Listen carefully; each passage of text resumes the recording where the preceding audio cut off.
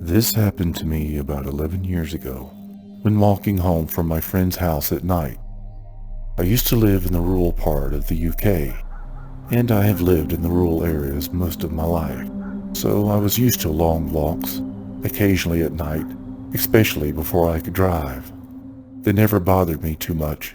I'd get creeped out occasionally, but this one night was the most terrifying experience I've ever had. There was this one friend who used to live roughly 3 miles away from my house. He had pretty cool parents, and my other friends and I would often go over to his house and play video games and just hang out. Occasionally this meant walking home at night if I stayed late. There were two ways back from his house. The roadway, which was about 5 miles long, and it took about 30 to 45 minutes. The roads were quite eerie sometimes, but they were well lit by street lamps, so it never bothered me walking this way. The other way was a shortcut through some woods, which took about 2 miles off, and the wooded bit was about a mile or so long. I often favored the wooded shortcut, and I have probably walked it over 100 times. The woods were dark, however. Combined with a lack of ambient light, due to living in a rural area, you had absolute darkness. Luckily, most of the time, I had my phone light to walk with, but sometimes my phone would die, or the battery would be so low the flash wouldn't work, and I would have to use my screen light. As you've probably guessed by now, this was one of those occasions. I remember my friends and I had just finished watching a film. It was nearing 10 p.m., so we all left my friend's house and headed our separate ways home. I contemplated briefly which way should I go and decided to take the shortcut through the woods. I started walking away from his house and towards the path that headed into the woods. The street lights dimmed as I entered the fields before the woods. I glanced at my phone and saw my battery was very low, only enough power left for a couple of minutes of light, and then I would have to use the screen that wouldn't last the whole way either. As I saw the tree line approaching, I switched on the light and followed the well-trodden path into the dark. To my dismay, my light died within seconds of entering. I flipped my phone over to try to shine the way using the screen. As I walked, I looked out for the familiar landmarks I was used to seeing to ensure I was heading in the right direction. Funky tree stump, check. Half-fallen fir tree, check. Enormous puddle I'd had to jump over, check. All was going well. I was halfway through the woods when my phone completely died. I remember the moment it happened. I was engulfed in darkness. I'm not sure if you've ever experienced this level of darkness before, but it was so dark I couldn't even see the outline of my hand, just centimeters in front of my face.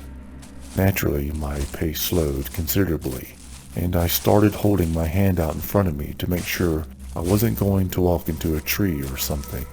I continued walking for another minute or so, until all of a sudden a pungent smell hit me. It was cigarette smoke.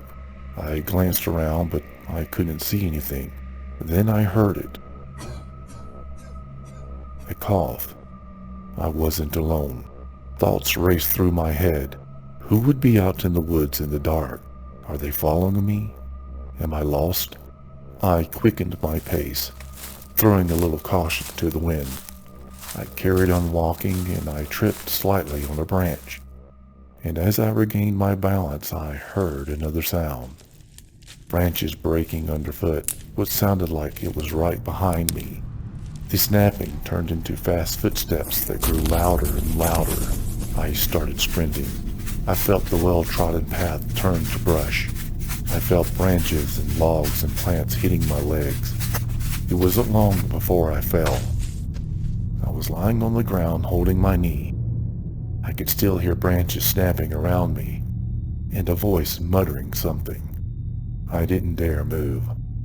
Then all of a sudden, they turned on a light.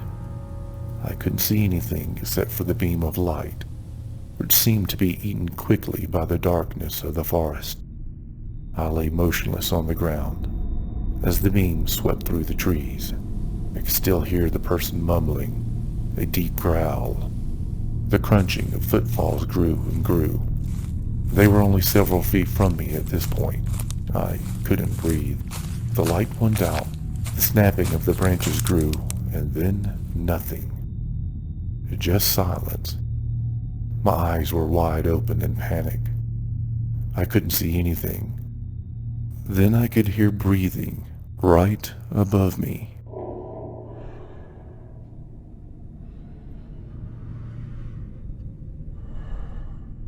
I wanted to cry. I wasn't sure if the person could see me or not. They could have been staring right at me and I wouldn't know. This carried on for about 5 minutes until the crunching of the leaves and the snapping of the twigs started up again and got fainter and fainter as they moved away from me. I remained lying on the ground for another 5 or 10 minutes, contemplating my escape. Like an idiot, I ran off the path and I wasn't sure which way was back to it, or which way was home. I didn't care really.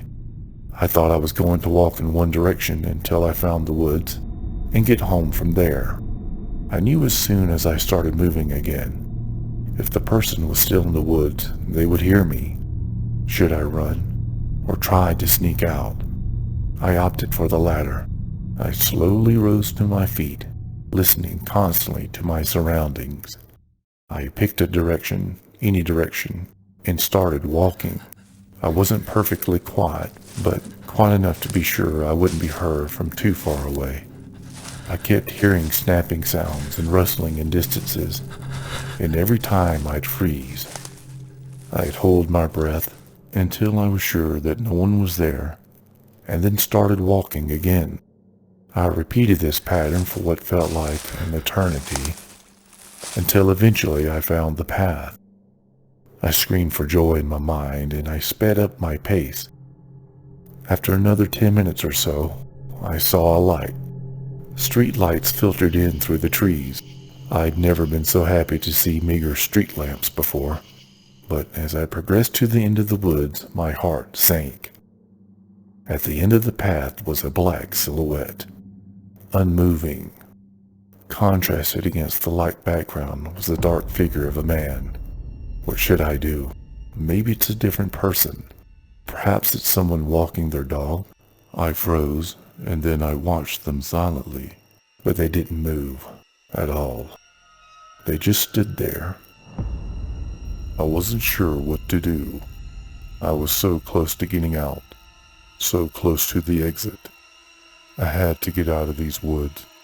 I decided to run for it, to go straight towards the exit, straight towards him.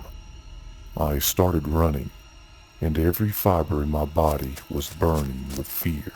The figure grew and grew, and when I reached him, I dodged to the side, narrowly passing him.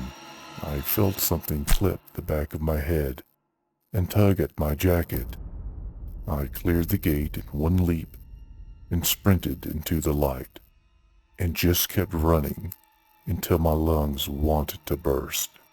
Eventually I stopped when I could see the first house. I looked back at the entrance to the woods. It was quite far away now, and I couldn't see anyone standing there anymore. Relaxing a bit, I finished my walk home. As I walked, I felt a slight tickle on my neck. Reaching behind my head, I felt a warmth. Pulling my hand forward, looking down into my hand, it was covered in blood. My blood. And as if on cue, I heard a maniacal laugh deep within the woods.